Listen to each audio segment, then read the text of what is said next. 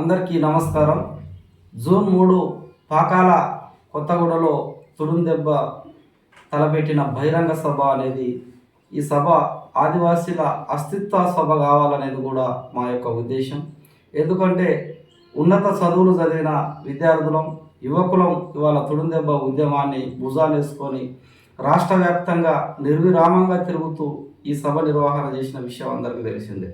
47 డిగ్రీల ఎండలో కూడా ఒక పక్క 9 నుంచి వెళ్ళి 5 గంటల వరకు, సాయంత్రం 5 గంటల వరకు ప్రజలు ఎవరు బయటికి వెళ్ళొద్దని ప్రభుత్వం ప్రకటించిన క్రమంలో ఆ ఎండలను సైతం లెక్క చేయకుండా ప్రతి గూడెం ఇవాళ విద్యార్థులం చుట్టుముట్టి ఈ సభ విజయవంతం కోసం పిలుపునిచ్చిన వెంటనే అర్థం కావాలి ఇక్కడ ఆదివాసీ జాతికి ప్రమాదం ఏదో ఇక్కడ ఉన్నదనేది.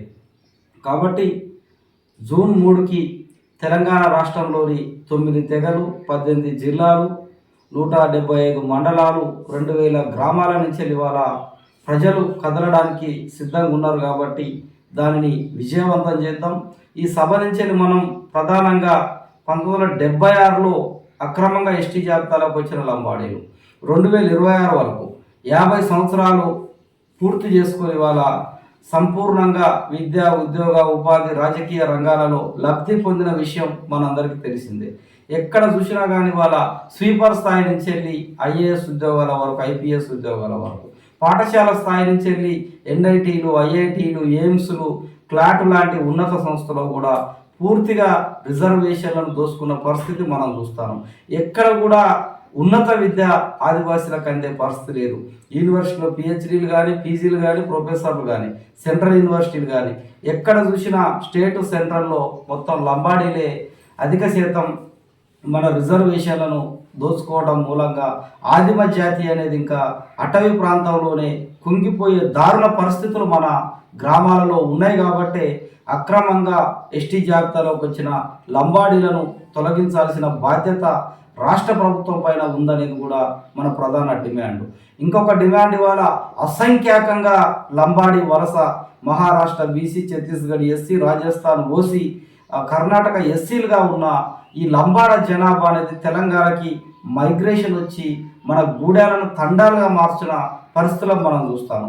1950లో షెడ్యూల్ ఏరియా గ్రామాలుగా ప్రకటించిన రాష్ట్రపతి గెజిట్ ప్రాంతాలలో ఎక్కడ కూడా మనకి తండా పేరు అనేది కూడా కనపడదు. కానీ వాళ్ళ ఆ రాష్ట్రపతి గెజిట్ ప్రాంత గ్రామాలను తండాలుగా మార్చుకున్న పరిస్థితులు మన కళ్ళ ముంగటనే కనపడ్డాయి. ఇప్పుడే ఇంత దారుణమైన పరిస్థితులు ఉన్నాయంటే రానున్న 20-30 సంవత్సరాలలో ఆదివాసీ గూడెం అనే ముద్రనే లేకుండా పోయే ప్రమాదం ఉన్నది. మన గూడాలన్నీ కూడా బానిసలుగా మారే ప్రమాదం ఉన్నది. వాళ్ళు రెడ్డి, వెలమ, కమ్మల కంటే వాళ్ళ యొక్క సామాజిక స్పృహ అనేది చాలా పెద్దది అదంతా కూడా. కాబట్టి ఆ సామాజిక స్పృహం కలిగిన కులంతోని ఆదివాసులు ఇమ్మడం లేమనేది కూడా మనం గుర్తుపెట్టుకొని ప్రతి గూడెం ఇది నా సమస్య కాదు, మా మిత్రుడు సాగబోయిన పాపారావు గారి సమస్య కాదు, మా కల్తీ ఎల్ఎస్ఆర్ సమస్య కాదు, ఇది జాతి సమస్య, ప్రతి గూడెం సమస్య. లంబాడీల వల్ల ప్రతి ఒక్కరు నష్టపోతారు, ప్రతి కుటుంబంలో ఈ సమస్య ఉన్నది. కాబట్టి జూన్ 3కు ఎన్ని పనులు ఉన్నప్పుడు కూడా విద్యార్థులారా గమనించండి.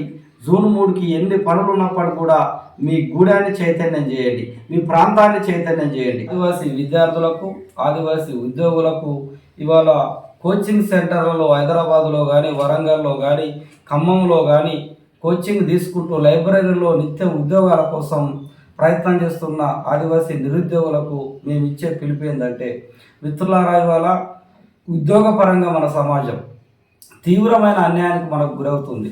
నూతన జోనల్ విధానం 370 జీవో వచ్చిన తర్వాత జోనల్ విధానం మారడంతో షెడ్యూల్ ప్రాంత జీవోలన్నింటినీ కూడా ఇవాళ టీఎస్పీఎస్సీ కానీ, మెడికల్ బోర్డు కానీ, ఇవాళ పోలీస్ కానిస్టేబుల్కి సంబంధించిన పోలీస్ బోర్డు కానీ మన జీవోల్ని పరిగణలోకి తీసుకోవటం లేదు. గతంలో తెలంగాణ రాకముందు ఐటీడీఏల ద్వారానే ఖాళీలు ఎన్నున్నాయి అనేది చూపెట్టాల్సి ఉండే, నోటిఫికేషన్ కూడా ఐటీడీఏ ఇచ్చేది, ఆర్డర్ రిక్రూట్మెంట్ అథారిటీ కూడా ఐటీడీలకే ఉండేది. ఉన్నప్పుడు మనకు 22 శాఖలలో 22 ప్రత్యేక జీవోలు, 155 రకాల వేకెన్సీస్లో ఇవాళ మనకి ఉద్యోగాలు వచ్చిన పరిస్థితులు ఉండే. కానీ ఇప్పుడు ఏమైపోయిందంటే అది పూర్తిగా కూడా మన జీవోలన్నింటినీ పక్కకు పెట్టడంతో మనకు 100కి రావాల్సిన ఉద్యోగాలు షెడ్యూల్ ప్రాంతాల్లో కేవలం 6 మాత్రమే వస్తున్నాయి. ఆ క్రైటీరియాను మనం ఐటీడీఏలో ఒక 1000 ఉద్యోగాన్ని మనం క్రైటీరియాగా తీసుకుంటే కేవలం 60 ఉద్యోగాలే వస్తున్నాయి.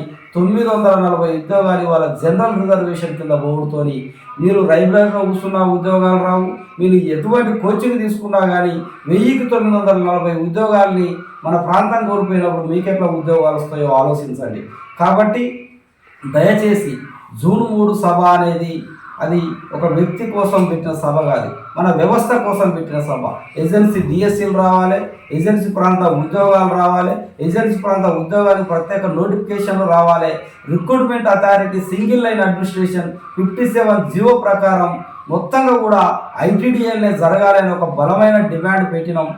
దీని ద్వారానే ఇవాళ ఆదివాసీ ప్రాంతానికి ఉద్యోగాలు వచ్చే అవకాశం ఉన్నది. కాబట్టి మీరంతా చదువుకున్న విద్యార్థులు కదిలి రండి, పాకాల కొత్తగూడెం కదిలి రండి, అనేక మంది యువకులు కదిలి రండి. ఇక్కడ మా ఉద్యోగస్తులు వీళ్ళంతా కూడా మీకు కావాల్సిన వసతి ఏర్పాటు చేస్తారు. సభ ఏర్పాటుని మనం దగ్గరుండి విజయవంతం చేసి ప్రభుత్వానికి ఒక అల్టిమేటం వేద్దాం.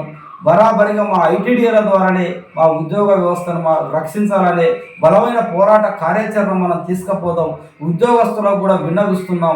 ఇవాళ మీ ప్రమోషన్లు ఎక్కడికక్కడ ఆగిపోయిన ఏజెన్సీ ఏరియా ప్రమోషన్లు లేక మీ బదిలీలన్నీ కూడా మన ప్రాంతం వదిలిపెట్టి మైదాన ప్రాంతాలకు పోయే పరిస్థితులు వచ్చినాయి. కాబట్టి ఐటీడీఏలే ఇవాళ మన ప్రమోషన్లు ఇవ్వాలి, బదిలీలు జరగాలనే ఒక బలమైన డిమాండ్ ఉన్నది. కాబట్టి ప్రధానంగా ఉద్యోగస్తులకు తెలుసు, ఏజెన్సీ ప్రాంత జీవోలు కోల్పోయేది ఉంటే నిరుద్యోగ శాతం ఎంత పెరుగుతుందో తెలుసు. 2020 నుంచి 2026 వరకు 6 సంవత్సరాల కాలం. ఈ 6 సంవత్సరాల కాలంలో ఏజెన్సీ నోటిఫికేషన్లు లేక లక్షల మంది యువత ఇవాళ తెలంగాణ గూడాల్లో మగ్గిపోతున్నారు, ఆదివాసీ గూడాల్లో. కాబట్టి సమస్య అందరిది. దయచేసి సోషల్ మీడియాలో, ఇన్స్టాలో, ఎఫ్బీలో, వాట్సాప్లలో విస్తృతంగా లంబాడీల వల్ల మనకు జరిగే అన్యాయాన్ని ప్రచారం చేయండి. సభను విజయవంతం చేద్దాం. రాష్ట్ర ప్రభుత్వం లంబాడ వలస పైన, లంబాడి సమస్య పైన కమిషన్ వేసే విధంగా మనం శాంతియుత మార్గంలో బహిరంగ సభకు పిలుపునిస్తున్నాం.